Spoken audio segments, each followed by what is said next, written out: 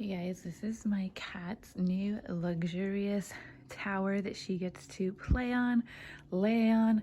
It is so soft. She actually, like, as soon as I took it out of the box to put it together, she jumped right inside of there and was ready to go to sleep, but I needed to put it together, so she had to get out. There's a cute little like hammock thingy here for her to lay in. She's got scratchy posts, like awesome little wood that comes with it. There is this string here that you can attach it to the wall, but I didn't do that because she doesn't need it.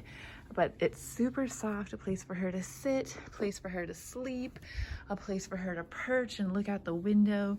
She absolutely loves her little cat house.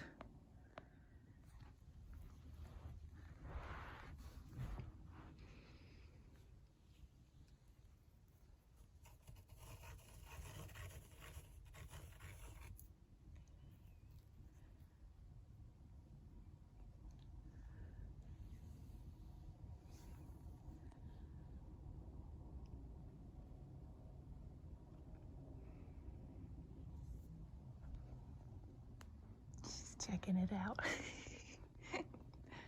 What do you think of it, huh?